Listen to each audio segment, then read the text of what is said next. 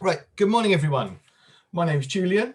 Thank you all that you've randomly got up this morning, purely by chance logged on by Zoom, and completely good fortune that you happen to find this meeting. Or am I talking complete tosh? Thank you very much for getting up and intentionally being here. It was obviously ordained that you should be here, and we're all going to be blessed by the fact you've joined us.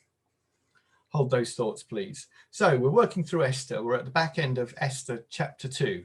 And off we go. Now, when the virgins were gathered together the second time, Mordecai was sitting at the king's gate. Esther had not made known her kindred or her people as Mordecai had commanded, for Esther obeyed Mordecai just as when she was brought up with him. In those days, as Mordecai was sitting at the king's gate, Bigthan and Teresh, two of the king's eunuchs who guarded the threshold, became angry and sought to lay hands on King Xerxes. As this came to the knowledge of Mordecai, and he told it to Queen Esther, and Esther told the king in the name of Mordecai. When the affair was investigated and found out to be so, the men were both hanged on the gallows, and it was recorded in the book of the Chronicles in the presence of the king. So, was it by chance that Mordecai found out about this? Or was it divine providence? Was it coincidence, or was it foreordained? We've got a story here that there's a plot against the king, and Mordecai finds out about it. He's kind of in the right place at the right time. The first time I read through this, I thought, oh, he overheard them, but maybe it's not as obvious as that. But it's still, Esther becomes queen, Mordecai possibly gets a position of power, one way or the other, we're not sure, but Mordecai finds out against a plot against the king, tells Esther, who is now queen, who is able to tell the king, and the king investigates it and finds out that it's true.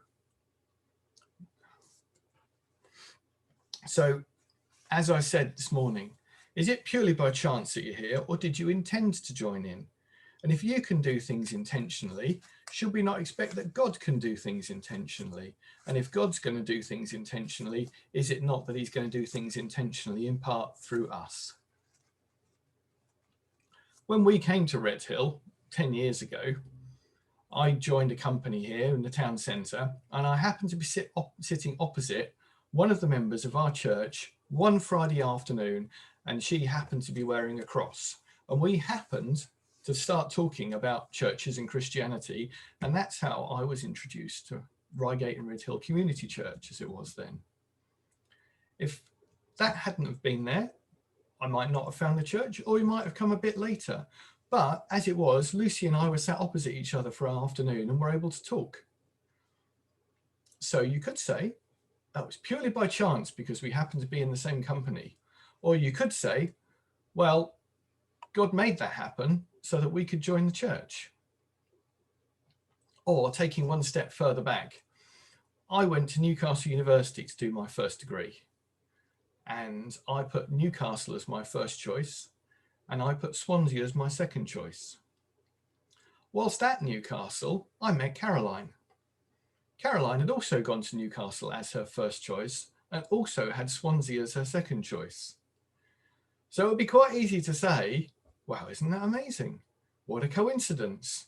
Or you could say, God certainly wanted to make sure that they met together, and here we are all those years later.